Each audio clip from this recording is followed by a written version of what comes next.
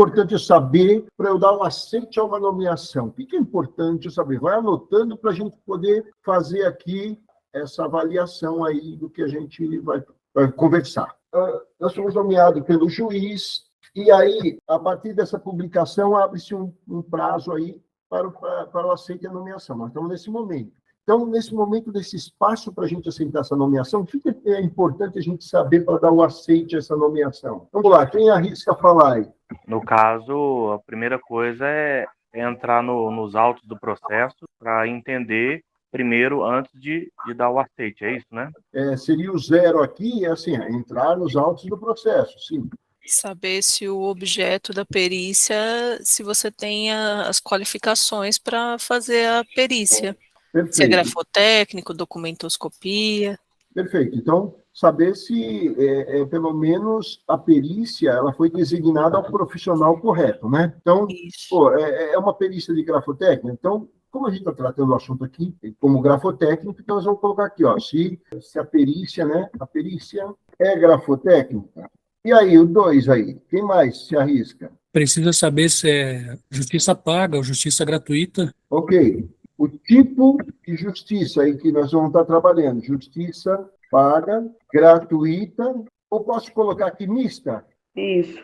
Porque pode ser mista, concorda? Sim. E depois, se alguém não souber o que é uma justiça que ela veio mista, pergunta aí que a gente também vai esclarecendo, tá bom? Quem mais? Precisa saber a designação, não é? Uma assinatura, 2, 3, 10, porque se for paga, tem que apresentar o honorário.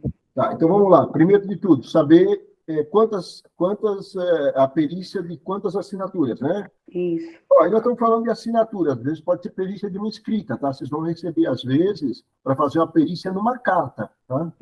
Uma carta ameaçadora, coisa desse tipo. Mas vamos aqui simplificar e vamos colocar a perícia de quantas assinaturas, que é quase 90% do nosso trabalho nos dias de hoje, né? E mais, pessoal? Eu acredito que seja com relação ao período que nós temos para entregar o laudo. Não, ainda não. O período vai ser 30 dias depois que você tiver com todos os documentos em mãos, né? Mas ainda nós estamos falando para dar avaliar o tipo de processo, porque se a pessoa for viva, você vai coletar padrão, vai ter diligência. Se a pessoa já faleceu, você vai ter que solicitar documentos. Avaliar esse tipo de... Né? Qual documento você vai solicitar e periciar? Okay. Vamos colocar o periciando, né? Saber sobre o periciando. Então, saber... O juiz falou assim, ó, estou nomeando o perito dos segredos da perícia para tal labor. Saneamento. Oi? Saneamento, isso. No saneamento, você leu lá, encontrou o teu nome e ficou hiper feliz. Não, mas vamos passo a passo. Eu quero entender assim, qual é o próximo passo aqui? Ó? Nós entramos no processo porque nós fomos nomeados, recebemos lá, de alguma forma, uma nomeação. Aí a gente foi entender se a perícia é grafotécnica. Ó, nomeei o perito dos segredos da perícia para a perícia grafotécnica. E aí eu quero saber, tem uma coisa aí que eu quero entender. Tem que analisar as assinaturas para ver se a gente consegue... E as assinaturas, elas constam aonde? Nas iniciais do processo e no contrato que o banco ou a instituição financeira pode ter postado ou não. Então, geralmente está na inicial e ou contestação. Ok, tem inicial, tem contestação, mas o juiz saneou. E se ele saneou, ele disse que a gente ia trabalhar para quê? Para fazer o quê? Professor, desculpa, o que é saneamento? Saneamento é o resumo. O juiz chega no momento do processo onde o autor foi lá e moveu uma ação contra o banco. O banco foi intimado pelo juiz, foi ali comunicado que houve uma ação contra ele. Ele entra nesse processo e fala, opa, sou réu nesse processo? Deixa eu ler o processo. Ele lê o processo, aí ele fala, não, mas não é nada disso. Aparece a contestação do banco, dizendo, não é nada disso, o que aduz aí o autor é mentira. Olha aqui como ele contratou, sim, esse contrato aqui consignado. Aí, o juiz fala assim, autor, ó, o banco está contestando, está dizendo que você assinou realmente. Apresente provas. Aí os caras começam a apresentar provas antecipadas. Chega um momento que todo mundo já apresentaram as suas provas. O juiz precisa enxugar esse processo, ele precisa sanear esse processo para dizer o seguinte, ok, tenho prova de um lado, o autor acusa,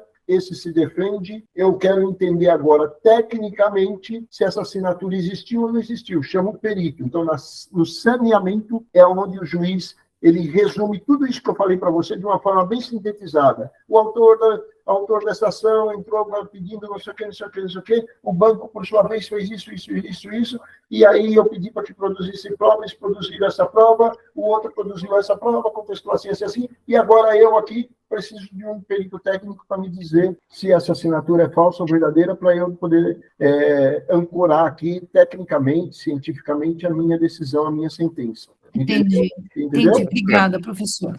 Ok? No saneamento, então, o Márcio estava falando aí, nós precisamos entender que contrato é esse. O juiz, ele diz o quê, pessoal? Sobre a peça questionada, onde diz, ele fala assim, eu quero que o perito grafotécnico me diga se as assinaturas constantes nas peças questionadas de folha tal a folha tal dos autos. Então, o que você precisa identificar aí? Se estão presentes no processo, o quê?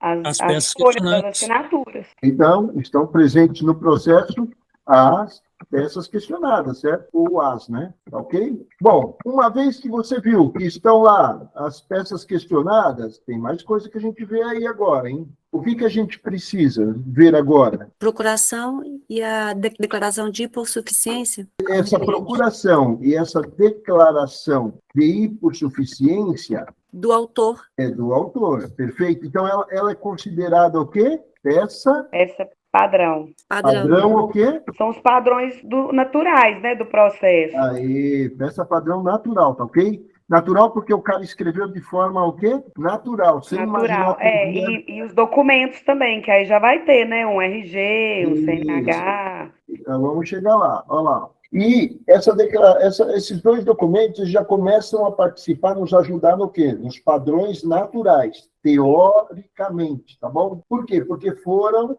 assinadas num momento em que o fornecedor de padrão ele nem imaginava que ia rolar uma perícia aí, então, nessas peças. Então, ele fez de uma forma muito espontânea e muito natural. Os documentos pessoais, esses eu quero conversar com vocês, documentos pessoais.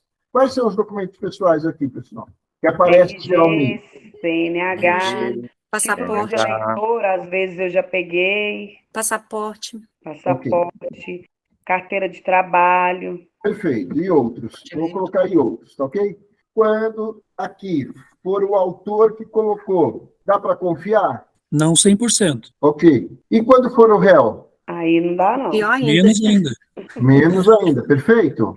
Então, autor, mais ou menos. Réu, não. A certeza aí, professor, é só quando for mesmo na coleta de padrões, né? Você Aí. pedir para levar lá e tal. Aí, assim que eu gosto. Olha lá. Por quê, pessoal? Olha só, até então não houve perícia nenhuma. Então, imagina se o cara, como eu já peguei, já falei para vocês aqui, de um arrendatário de uma fazenda, um dono de uma fazenda de 36 milhões, vendeu a fazenda, tinha arrendado a fazenda lá para o cara lá por 8 anos, mas no meio do caminho desses 8 anos, apareceu no segundo ano um grupo de investidores que comprou a fazenda do cara por 36 milhões. Ele falou, pô, eu arrendei por 8 anos para esse cara, ele não quer sair. Eu vou fazer um documento falso que eu tirei ele no segundo ano por conta disso. E fez um documento falso. E eu tive frente a frente com o velhinho, nunca imaginava que o velhinho distinto daquele ia fazer isso, mas fez. Entendeu? E aí, então, nesse momento, o que acontece aqui? Se você vai lá e pega o documento que ele apostou nos autos, porque ele apostou nos autos. Ah, é o autor. O autor é gente boa. Eu tinha tomado na cabeça, porque eu ia estar fazendo o coitado lá perder dinheiro e a minha reputação também ia zero. Mas, Amaury, e como que apareceu isso? Pô, pegar um documento original em mãos e você ter alguma coisa acostada aos autos, muda completamente quando você coloca no microscópio, concorda, pessoal? Sim. E foi no microscópio, tá? É isso que eu queria falar com vocês, tá?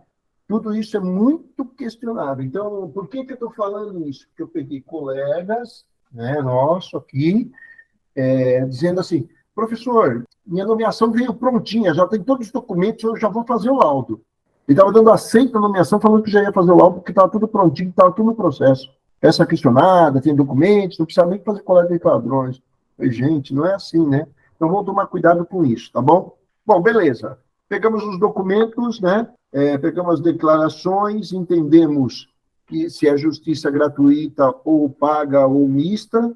E aí, dentro do documento de peça questionada, o que nós vamos dar uma verificada ali, uma checada bem legal ali? A gente olha as fontes, os alinhamentos, o preenchimento, né, com os dados. Mas não, nós estamos indo para fazer ainda nós vamos dar o aceite aqui. Batemos o olho para dar o aceite, ainda não estamos fazendo a avaliação disso ainda.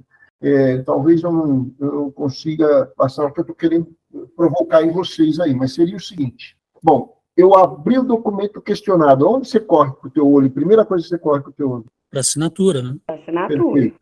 É isso. O documento que o banco O tem que tipo da passar, né? assinatura. Isso, perfeito. partir- Isso aí, ó. O que a gente vai fazer? Vai dar uma olhada na assinatura, se está contento da gente fazer essa avaliação direto ali, porque a gente já sabe que o banco vai negar, né, entregar o original, e a gente vai dar uma olhadinha se dá para fazer. Pessoal, se dá para fazer, você vai ser exigente 100%, 99%, 50%, o quanto você vai ser aqui exigente? Eu acho que a questão aí é avaliar dentro das possibilidades, por exemplo, fazer uma espécie de, talvez um checklist, na questão do que vai ser possível, quais exames vão ser possíveis realizar naquelas assinaturas e quais não serão.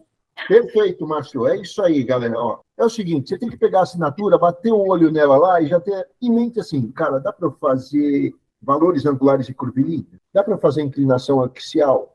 Dá para fazer comportamento de pauta? Dá para fazer hábitos gráficos? Dá para fazer mínimos gráficos? Dá para fazer momento gráfico? Entendeu? Dá.